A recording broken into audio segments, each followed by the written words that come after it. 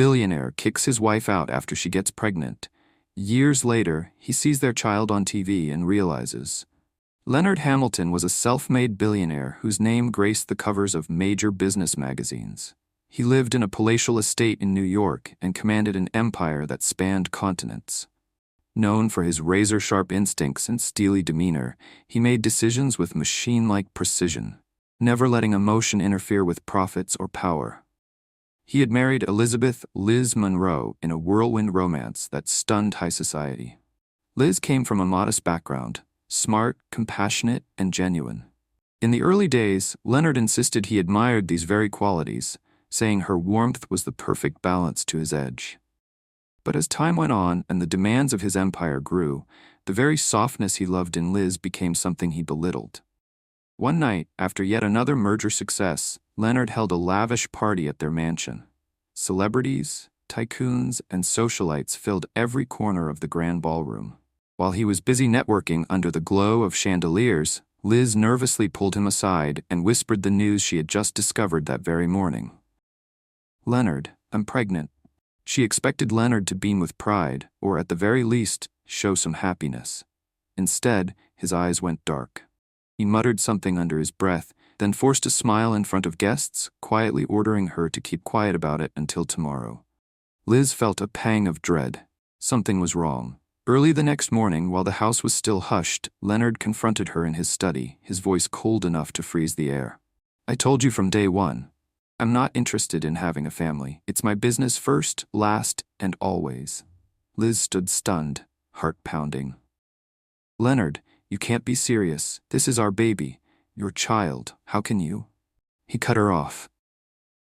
"I've spent my entire life building this empire.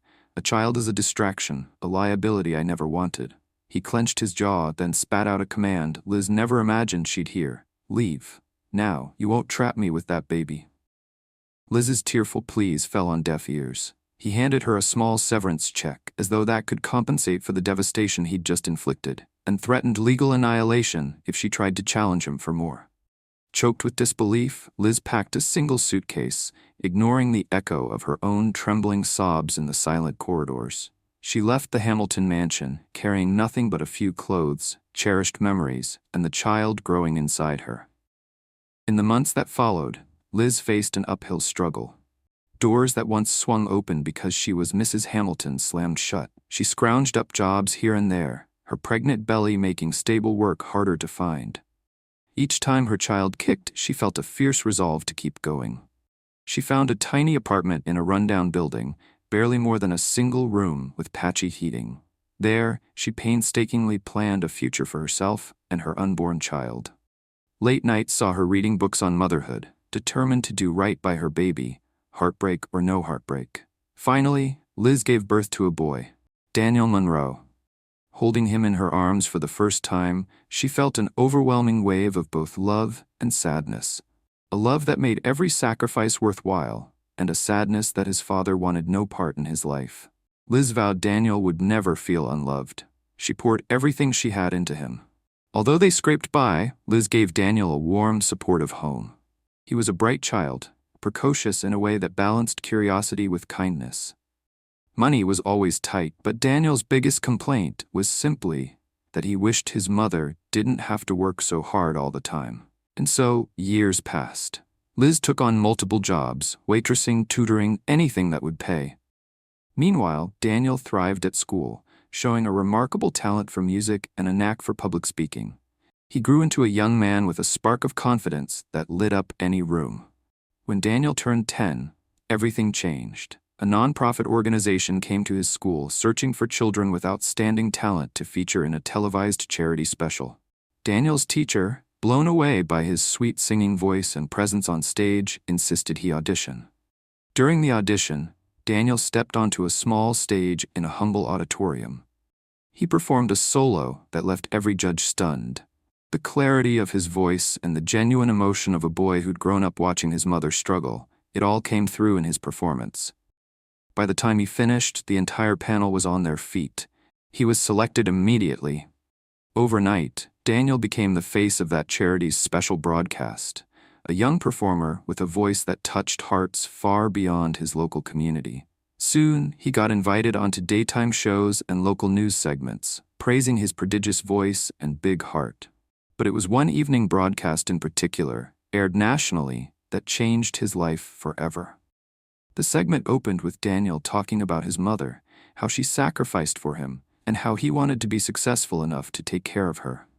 The camera zoomed in as tears shone in Liz's eyes, the two of them standing side by side. In that instant, viewers across the country fell in love with Daniel Monroe's story. In his opulent penthouse, Leonard Hamilton was finishing a late dinner and flipping through channels on his oversized TV. Normally, he watched business reports or economic forecasts, but something about the mention of a phenomenal young talent with a heartfelt story made him pause. The screen showed a boy with dark hair and bright eyes, standing with uncanny confidence as he began singing. Leonard froze. Something about the boy's face, his expression, even the shape of his smile, was strangely familiar. Then the camera turned to the boy's mother, and Leonard's heart dropped. It was Liz. He nearly choked on his drink as he realized.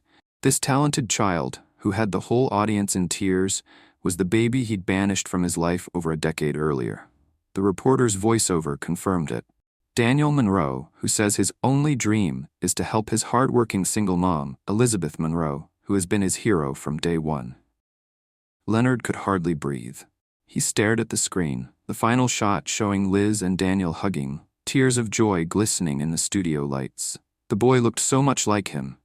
The same determined gaze, the same proud tilt of his chin, and that voice, so pure, so filled with genuine kindness.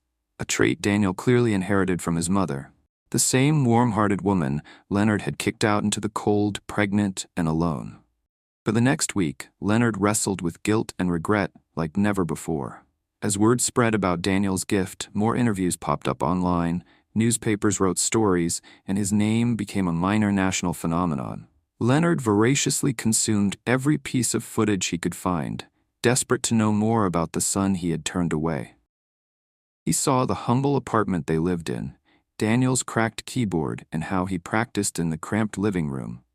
He watched Liz speak about how proud she was of Daniel, never once mentioning the father who had tossed them aside. The more Leonard saw, the more a crushing weight sank upon him.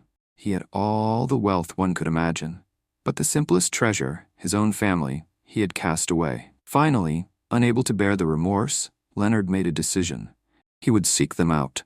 He wanted to apologize, to explain, to beg for forgiveness.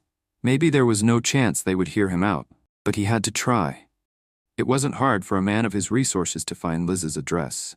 One evening, he drove alone, no chauffeur, no bodyguards, and parked across the street from her small apartment building. Anxiety knotted his stomach as he climbed the creaking stairs to the top floor. The walls were chipped and the hallways smelled faintly of stale cigarettes, nothing like the immaculate corridors of his mansion. He knocked on the door. It was Daniel who opened it. The boy blinked in confusion, taking in the sight of a sharp-suited man who looked oddly familiar. Liz appeared behind her son and froze. She recognized Leonard immediately. For a long moment, none of them spoke. Finally, Leonard swallowed and managed to speak through the tension, looking squarely at Liz. I know I'm the last person you want to see, but please, let me at least talk to you and Daniel." Liz didn't answer with words at first. Her eyes told him everything. The pain, the disappointment, the disbelief that he would show up after all these years. But Daniel, curious, broke the standstill. "Mom, who is this?" he asked gently, sensing the turmoil in her expression. She placed a hand on his shoulder, her voice trembling, but steady. This is your father." Daniel's eyes widened. All these years, he'd asked about his father, but Liz never spoke ill of him or named him. She had just said he wanted no part in their lives. Now, seeing him at the door, Daniel was torn between surprise, confusion, and a tinge of resentment. Leonard tried to apologize in a halting, emotional confession. He told them about his regret, about how seeing Daniel on TV made him realize the catastrophic mistake he'd made. He spoke of how his pride and ambition had blinded him back then, and how he'd give anything for a chance to know his son. Liz stood there, tears glistening, uncertain if she could ever forgive him. Yet, she couldn't deny that Daniel had quietly longed to know his father, an emptiness she herself had never been able to fill. She finally invited Leonard inside, if only so they weren't standing in the hallway for the neighbors to gawk at. That night was tense and raw. Daniel mostly listened, arms crossed, while Leonard poured out everything he wished he'd said years ago. Liz held her silence until Leonard finished, then let out the heartbreak that had been bottled up for a decade. How he had abandoned her, the sleepless nights, the humiliation of being kicked out, and the love she unconditionally poured into their child. Leonard wept, truly wept, for the first time in his adult life. He expected no forgiveness. He only hoped Daniel would hear him out. And at the end of it, Daniel, tears in his own eyes, spoke quietly. "I don't know if I can call you Dad right away, but I'd like to at least get to know you." Leonard offered them the resources he had once withheld: better housing, top-notch music schools for Daniel. At first, Liz refused, determined not to let him fix everything with money. But Daniel, whose greatest dream was to continue his music under the best tutelage, shyly admitted he did wish for better opportunities. Liz finally relented on one condition: that Leonard commit time and real effort to be part of Daniel's life. "My son isn't just a name you can fund.